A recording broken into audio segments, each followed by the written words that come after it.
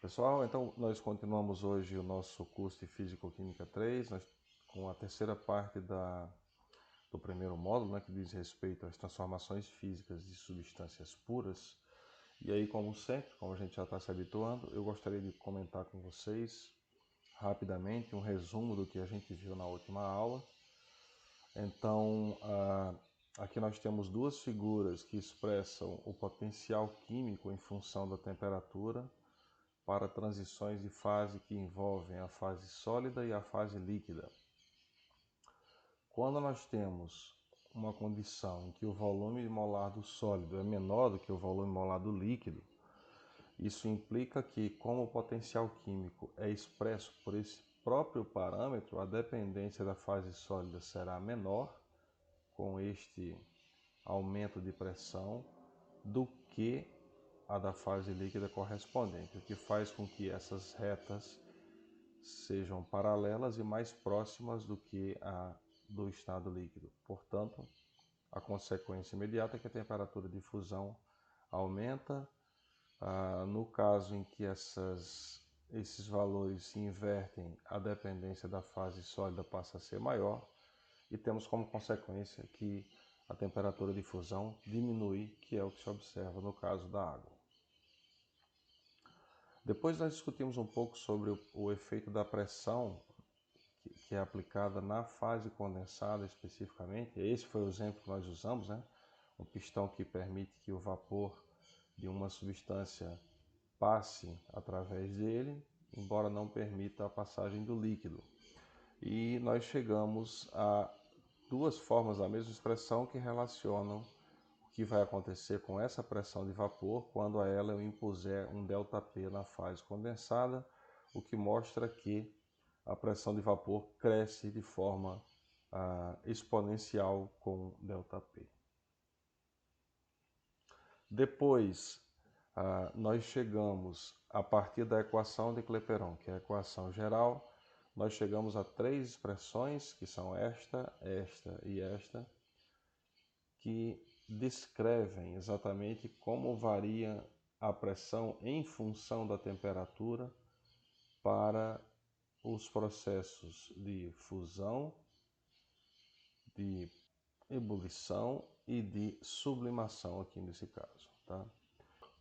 Em todos os casos nós temos o aumento da pressão com o aumento da temperatura de transição, só que esta expressão ela pode ser linearizada porque essas temperaturas são próximas entre si, o que implica esse comportamento, enquanto que as outras duas expressões são expressões exponenciais. Depois eu pedi para vocês calcularem, aí seria a aplicação daquele exemplo do aumento de pressão na fase condensada. Eu pedi para vocês calcularem esse efeito considerando um aumento de 100 bar sobre a pressão de vapor do benzeno a 25 graus. Foram dadas essas grandezas aqui, a densidade do benzeno, sua massa molar, e esta seria a expressão que nós usamos. Então, aqui eu já fiz a substituição. Primeiro, calcula-se o volume molar a partir desses dados. Ele está expresso aqui em cima por metro cúbico em mol, vezes 100 vezes 10 elevado à quinta pascal. Aqui já foi feita a conversão da unidade. E aqui embaixo nós temos o R, expresso em pascal, metro cúbico, Kelvin a menos 1, mol a menos 1, e a temperatura expressa em Kelvin. Então vejam que as grandezas elas foram escolhidas de tal forma que elas podem ser eliminadas dessa equação. Metro cúbico está aqui, pascal aqui e aqui, Kelvin aqui e aqui, mol a menos 1 aqui e aqui. O que nos sobra é um número da ordem de 0,36 nessa exponencial. Se a gente faz a conta, nós chegamos a 1,43. Ou seja, considerando a pressão de vapor do benzeno a 25 graus, quando nós aumentamos uma fase líquida de benzeno que está em equilíbrio com o seu vapor, a pressão de vapor da fase gasosa aumentará em 43%. E a segunda tarefa era que vocês estimassem a derivada da temperatura pela pressão. Então vejam que aqui a expressão está escrita ao contrário do que a gente trabalhou. A gente enfocou a relação dP/dt para a água no seu ponto normal de ebulição. Então eu pedi que vocês assumissem que o volume molar do gás é muito maior do que o volume molar do líquido, como de costume, e os dados que foram apresentados aqui, a entalpia de ebulição, a entropia de ebulição e o valor de R. Então o que eu fiz aqui? Vejam que na verdade a entropia que é dada aqui seria caso vocês quisessem fazer a conta usando o valor de ΔS. Mas eu comentei com vocês na aula passada que é mais comum a gente trabalhar com variações de entalpia porque elas são mais facilmente obtidas no laboratório, né? Então, a expressão dT/dP seria justamente o contrário daquela que a gente chegou. Então, o T está aqui no numerador. Uma variação de volume que seria igual ao volume molar do próprio gás, certo? Já que nós estamos assumindo essa condição aqui. E a variação de entalpia molar, que também é dada aqui. Então, considerando essa condição, a gente substitui imediatamente o termo ΔV aqui pelo volume molar do gás, no caso do vapor de água, que a gente já sabe que é igual a RT sobre P, considerando que trata-se de um gás ideal. Bom, feita a substituição desse termo nesta expressão, nós chegamos a esta expressão e agora é só atribuir os valores. Então, R está aqui, a temperatura de transição aqui ao quadrado. Aqui nós temos o ΔH de ebulição já expresso em joule por mol, né, para que a gente possa fazer análise dimensional aqui em cima. E a pressão, que é igual a 1 atm. Esse número, depois de feita essa conta aqui, vai dar 28 Kelvin por atm a menos 1. Tá? Então, é basicamente essa tarefa. Vejam que a variação, só um rapidinho aqui, a variação é bastante importante, né? Então, o dT/dP significa que cada vez que a gente, para o ponto normal de ebulição, cada vez que a gente aumenta em uma atmosfera a pressão imposta, nós temos um aumento de 28 Kelvin na temperatura de ebulição. Inclusive, esse é o princípio de funcionamento, por exemplo, de uma panela de pressão. Nós podemos, ao fechar a panela, nós podemos exercer uma pressão que é superior, bem superior à pressão ambiente, fazendo com que a gente chegue a temperaturas mais altas, ainda mantendo a água como o solvente, no caso, né, a substância que cozinha as coisas, e a gente pode promover uma eficiência energética maior, porque esses processos a temperatura mais alta, se a temperatura de cozimento da água é mais alta, nós vamos gastar menos tempo para cozer os alimentos e, consequentemente, a quantidade de gás que a gente vai ter que queimar é menor. Tá? Então, esse é o princípio de funcionamento das panelas de pressão. Bom, pessoal, agora a gente vai tratar de classificar as transições de fase que nós temos usado para construir os diagramas de fase que discutimos nas últimas duas aulas. Então, o sujeito que propôs essa classificação, né, em dois tipos é o Paul Ehrenfest, que é foi um físico austríaco, né? Inclusive tem uma das histórias mais trágicas assim da física moderna. Ele se suicidou e junto matou o próprio filho quando tinha a idade de 53 anos, mas isso é história para um outro contexto.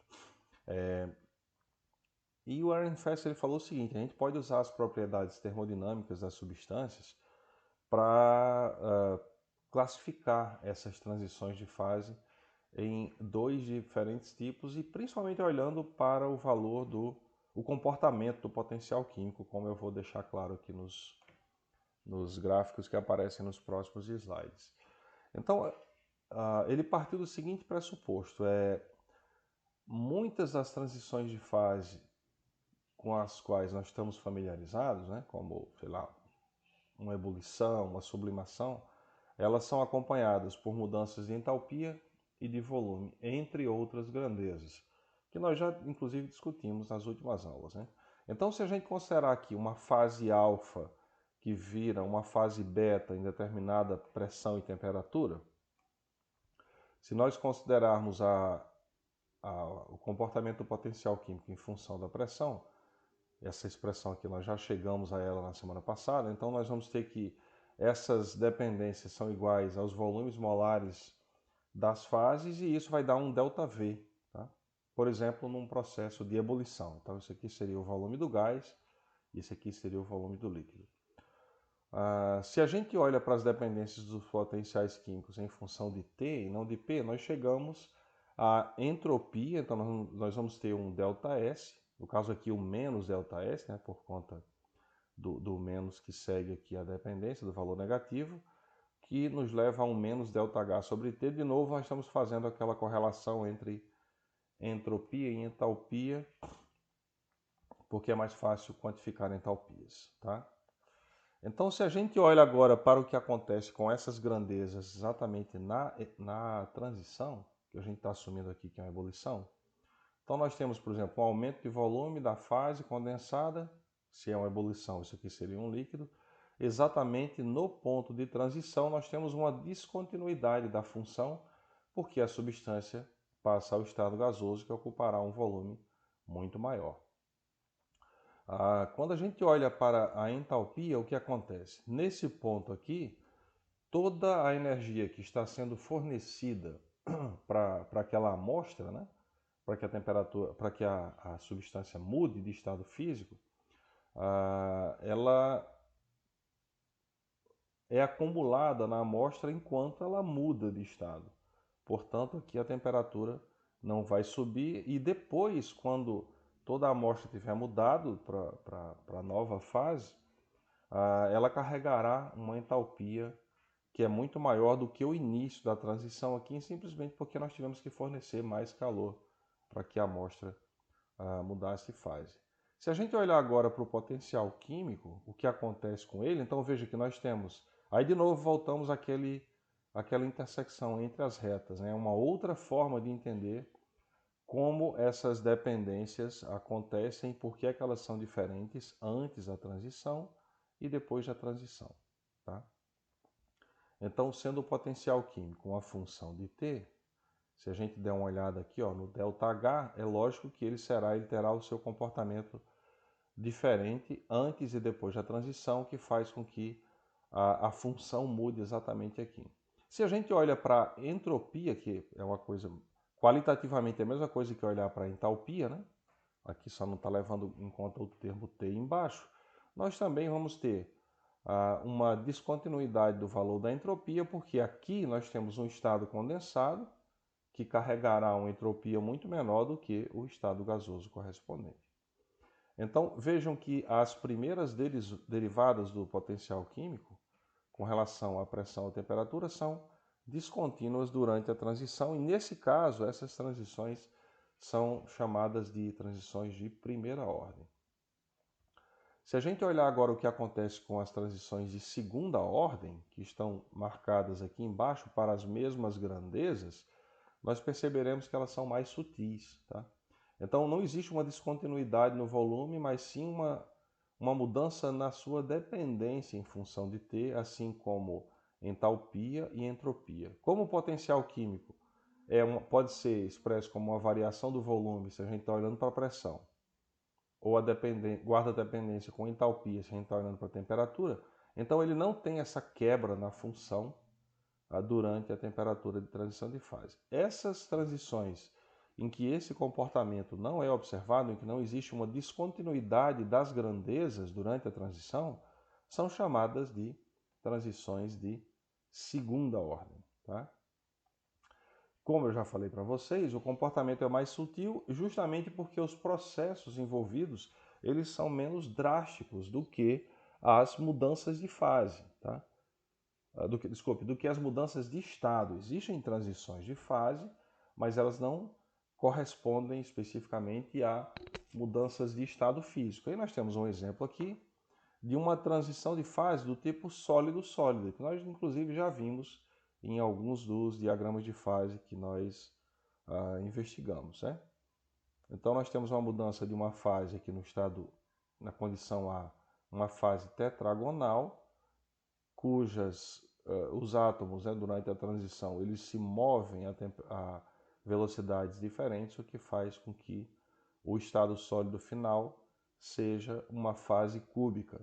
E isso aqui é justamente um dos exemplos de uma transição de fase de segunda ordem que não acontece. Por exemplo, se a gente olhar para o volume da fase aqui, não vai acontecer aquela descontinuidade que nós percebemos no caso da mudança de estado físico. Tá? Vamos falar agora um pouco sobre as superfícies líquidas que eu já tinha comentado com vocês, que vale a pena a gente investigar com um pouquinho mais de detalhe. Então, quando nós temos uma superfície líquida, na interface, nós temos o surgimento de forças anisotrópicas. A gente já comentou aqui, a isotropia implica de uma propriedade que está presente em todo lugar. Nesse caso aqui, a anisotropia se dá porque, por exemplo, se nós estamos considerando a água como um solvente, moléculas de água que estão na interface não terão os seus vizinhos de cima. Tá? Essa anisotropia faz surgir algumas propriedades diferentes que nós vamos discutir a partir de agora. Então, a primeira pergunta que a gente pode fazer, por que que as gotas tendem a ser esféricas?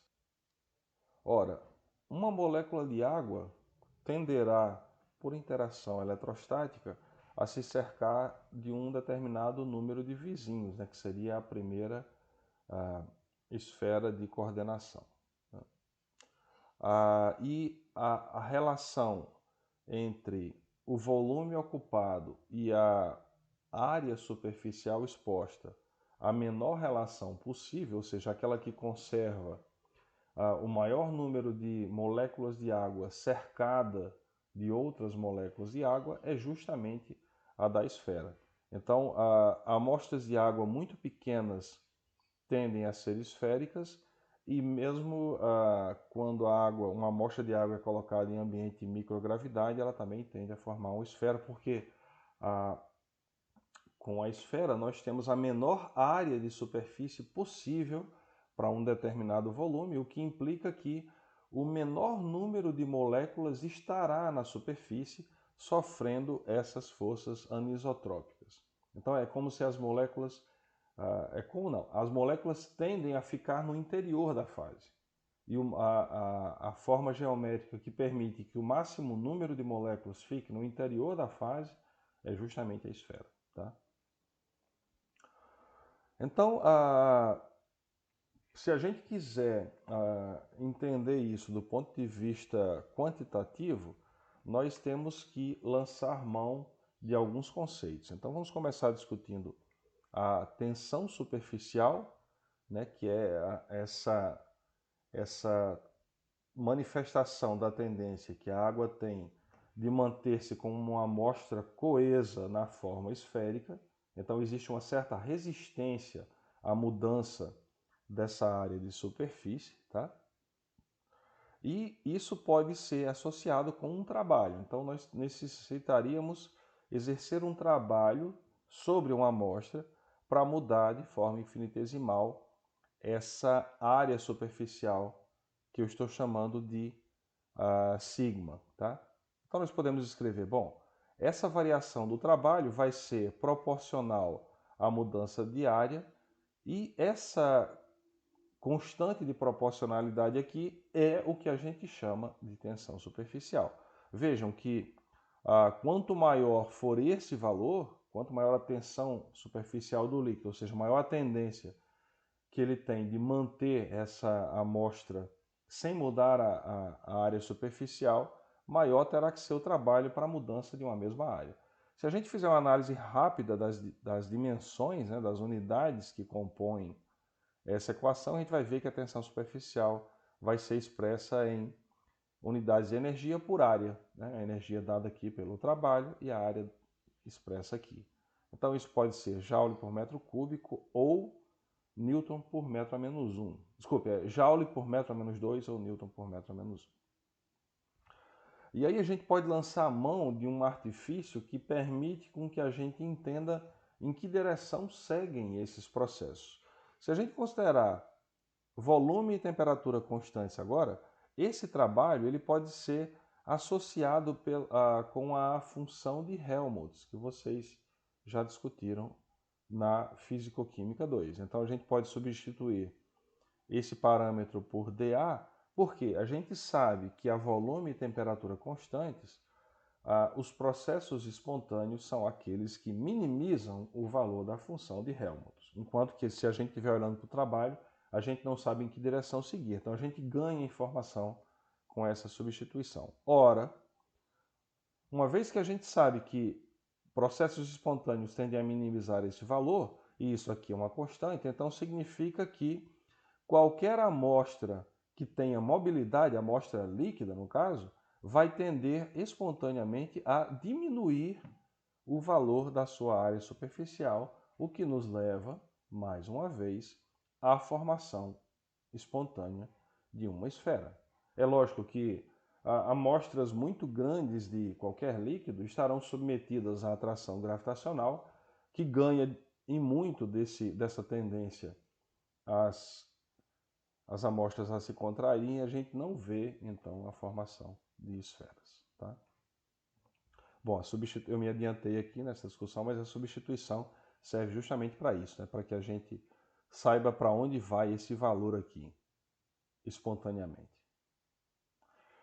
Antes de a gente discutir um pouco mais, vamos falar de alguns conceitos que são necessários. Então, aqui nós temos a formação de cavidades, a gente costuma chamar isso de bolha, mas existe uma diferença sutil aqui. A cavidade é basicamente uma região no interior de uma amostra líquida que contém gás, tá? Está sendo mostrado aqui. Se existe uma interface que separa esse gás do líquido circundante, isso aqui é chamado de bolha. Então as bolhas, obrigatoriamente, elas têm uma película que as separam do solvente, do universo exterior, né? Enquanto que as cavidades são simplesmente uma espécie de buraco no líquido em que existe uma amostra de gás contida ali. E as gotículas são um fenômeno oposto. Então, são amostras muito pequenas da fase condensada. Então, aqui nós temos um exemplo de um processo de condensação, né, com formação de gotículas. Uma amostra pequena de fase condensada na forma líquida, que está cercada pelo vapor com o qual ela está em equilíbrio. Então, se a gente pensar agora nos sinais das funções matemáticas que derivam da tensão superficial, que só vai estar presente na fase líquida, já dá para a gente imaginar que os sinais serão opostos aqui, porque nesse caso aqui, a tensão superficial exercida pelo líquido está do lado de fora dessa amostra. Aqui nós temos gás simplesmente, e aqui ela está do lado de dentro. Pessoal, um outro aspecto importante, vejam que essa tendência de redução da área de superfície, ela não pode ser infinita, tá? As gotículas num líquido elas vão tender a contrair essa área, mas isso implica no aumento da pressão interna da gotícula, tá? Então, para a gente quantificar, para a gente entender exatamente até onde esse fenômeno vai, a gente parte de um raciocínio que é o seguinte: a pressão dentro da gotícula, se o raio for R, a pressão dada por PINT aqui corresponde à pressão interna, né? A força que está atuando de dentro da gotícula, da fase condensada para fora, vai poder ser expressa como uma força, que é o produto da pressão pela área. Então, a pressão interna está reescrita aqui. A área da esfera vai ser 4πr². Se a gente olhar para a força externa agora, né, que justamente a igualdade dessas forças vai estabelecer até onde a gotícula pode se contrair, nós também temos uma expressão análoga, só que aqui eu mudei os termos, os subscritos de INT para XT, para dizer que isso aqui está atuando externamente, de fora para dentro, tá? Só que aqui nós temos uma diferença sutil que é a seguinte, a força interna da gotícula vai ter que levar em conta a tensão superficial, que não tem que ser levada em conta na expressão da força externa, porque o líquido não está do lado de fora da amostra, ele está atuando só do lado de dentro.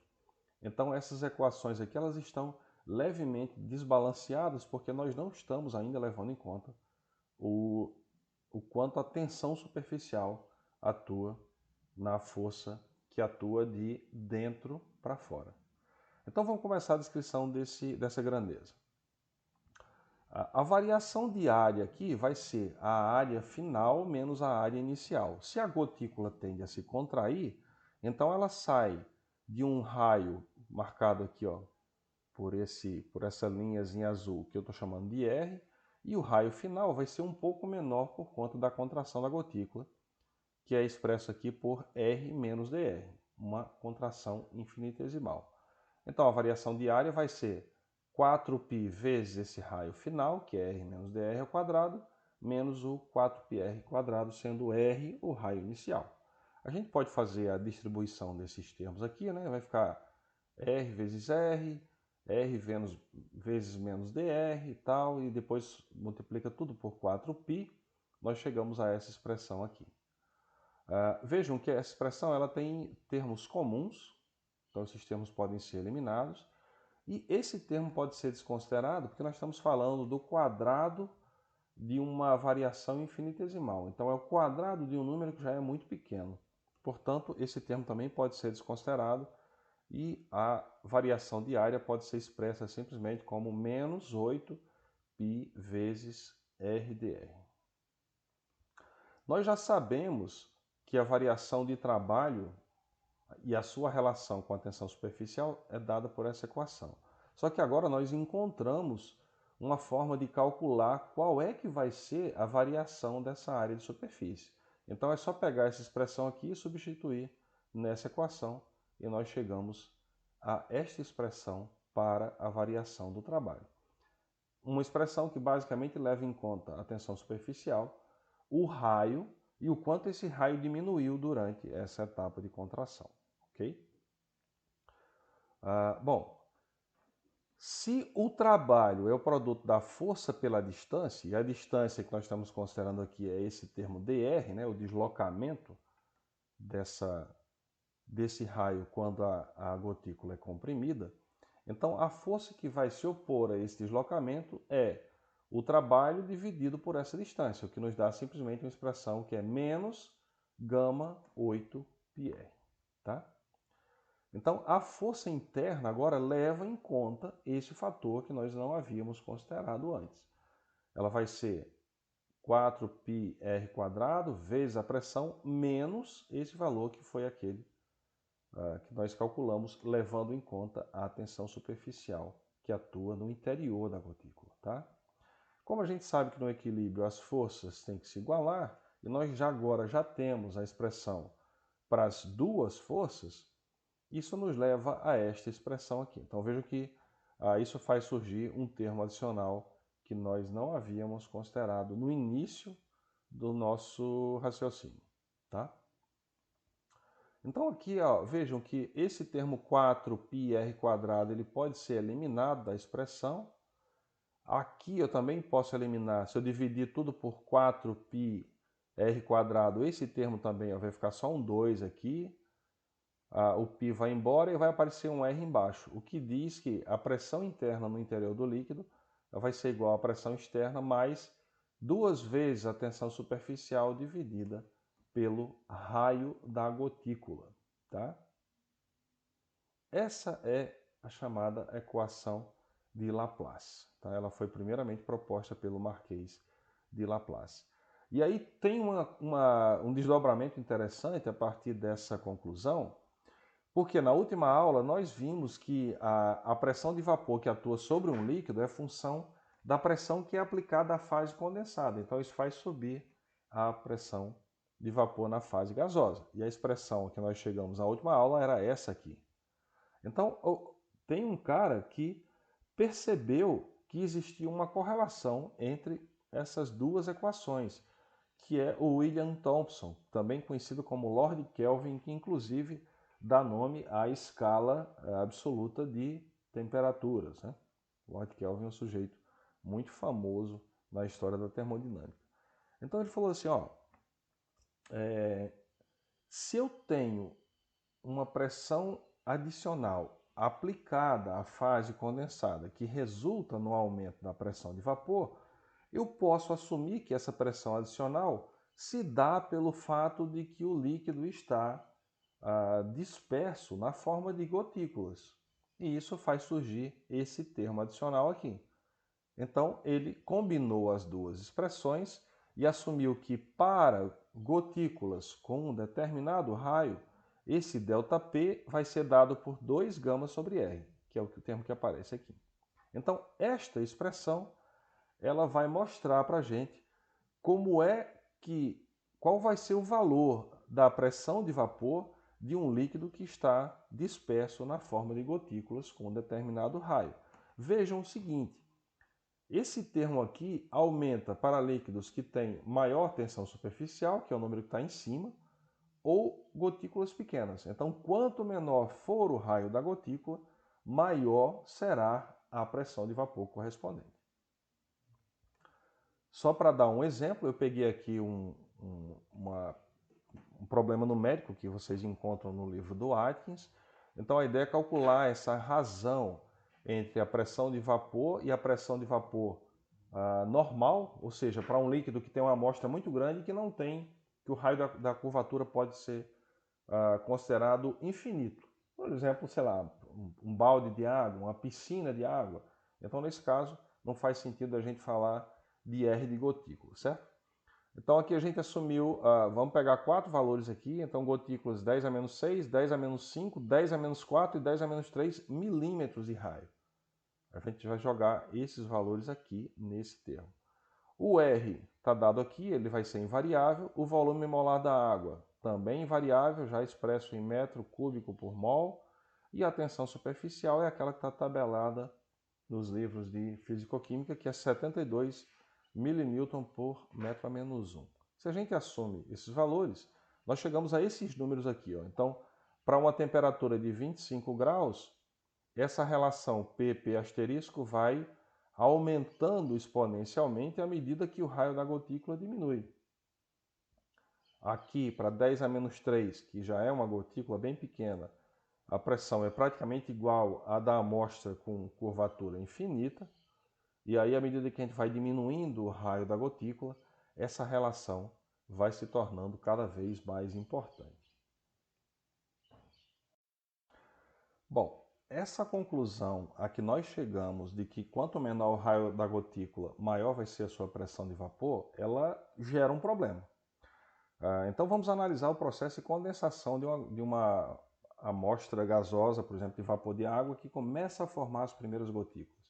De acordo com essa expressão aqui, essas primeiras gotículas vão ter um raio muito pequeno, o que significa que a pressão de vapor é, a gente viu lá, 3, pode ser até maior, dependendo da quantidade de moléculas que se junta para se condensar. Então essa condensação, ela obrigatoriamente vai gerar amostras com uma pressão de vapor muito alta, e a pressão de vapor implica que essas amostras tendem a evaporar, certo? Ou seja, de acordo com essa expressão, do ponto de vista termodinâmico, o estado líquido não deveria existir. A fase de vapor seria a única estável, porque sempre que as moléculas começam a se aglomerar para condensar, a pressão de vapor faz com que elas evaporem de novo. Então, como é que o líquido se forma? Bom, aqui nós temos 2 processos possíveis. Nós temos a aglomeração, que está nessa figurinha que eu desenhei mal e porcamente aqui, que está simbolizada aqui. Então, as moléculas, elas teriam, para fugir dessa armadilha, elas teriam que um número muito grande de moléculas teria que se aglomerar de uma única vez, para que a pressão de vapor fosse baixa o suficiente para essa amostra se manter estável. Mas esse fenômeno é raro de acontecer, tá? Não é sempre. Estatisticamente é muito difícil que as moléculas se unam, estejam muito próximas num determinado volume do espaço.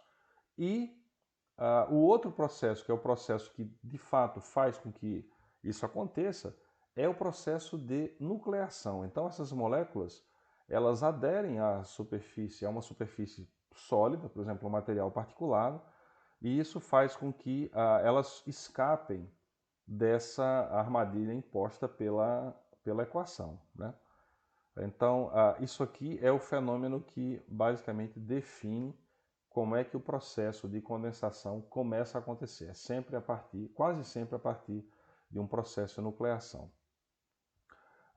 Tem uma tecnologia já relativamente antiga, né, que são as chamadas câmaras de nuvens, que usam desse artifício de que você tem uma superfície que serve como centro de nucleação, né, para condensação, que é a chamada câmara de nuvens. Então aqui nós temos um exemplo de um gás, o decaimento de radônio dentro de uma câmara de nuvem. Essa câmara é fechada, tá?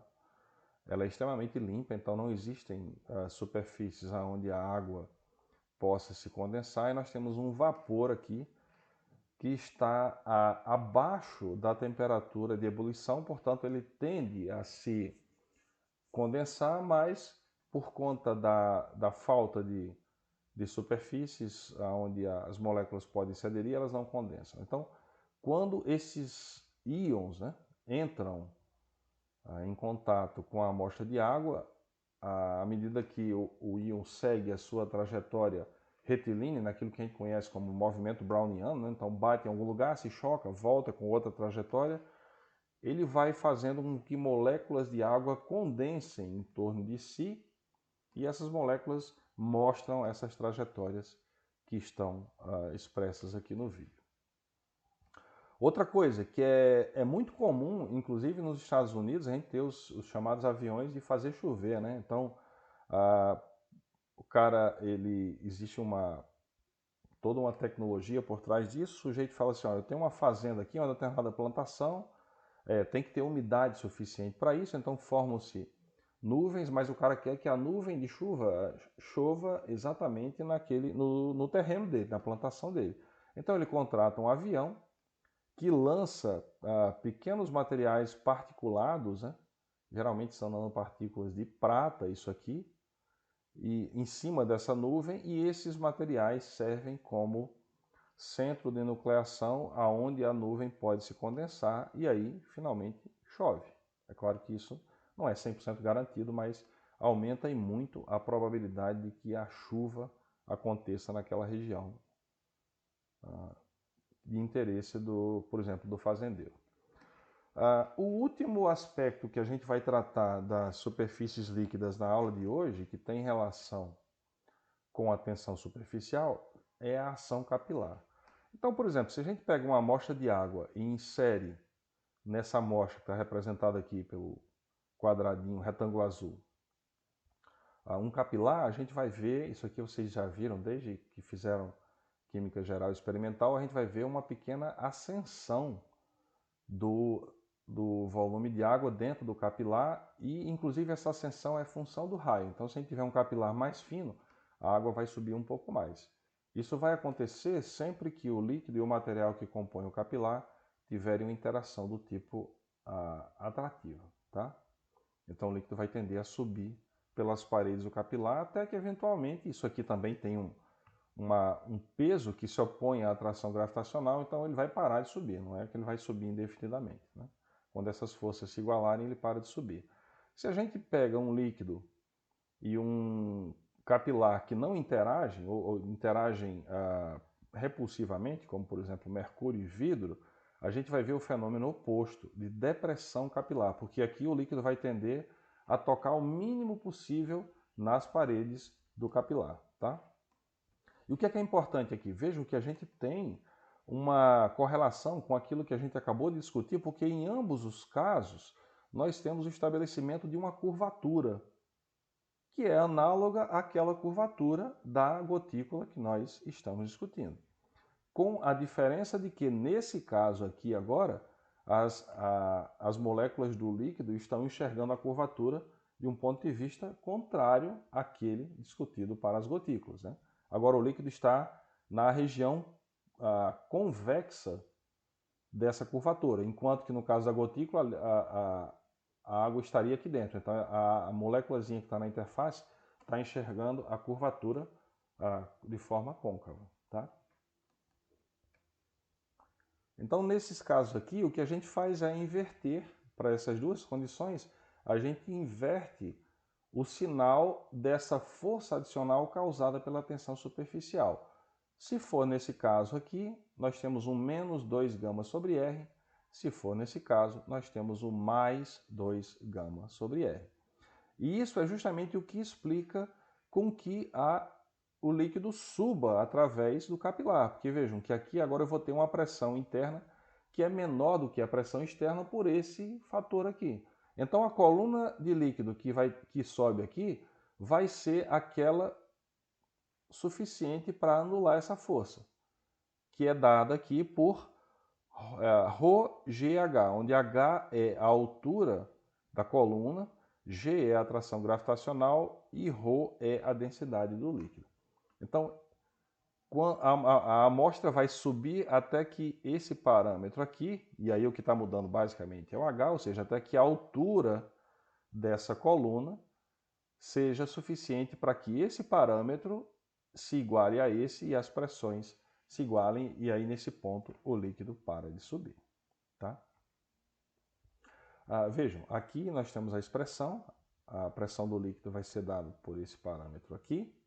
No equilíbrio, isso significa que esse parâmetro será igual a esse, e essa expressão é importante para a gente estimar os valores da tensão superficial. A gente pode usar um capilar com raio conhecido, e a partir da altura em que sobe a coluna do líquido, se a gente conhece bem a natureza química do líquido, bom, a força da gravidade nós sabemos o quanto ela é na superfície da Terra. O raio nós já sabemos, porque a gente que colocou o capilar lá. A densidade do líquido é muito fácil se for uma substância pura, é muito fácil de conseguir em livros de texto. E isso significa que pela altura aqui, que a gente tem como medir, nós estimamos a tensão superficial dessa substância. Tá? E aqui está a expressão, né, que isola a tensão superficial e que permite o seu cálculo. Bom, o conteúdo de hoje era esse. Na próxima semana nós começamos a discutir agora o que acontece quando nós misturamos um soluto a esse solvente, que até agora, basicamente, o solvente que nós consideramos foi a água, né? Então, isso faz surgir algumas grandezas termodinâmicas que são parciais, que dependem não só do soluto e do solvente de forma isolada, mas também da interação entre essas duas substâncias, tá? Então, a gente vai tratar disso na próxima aula.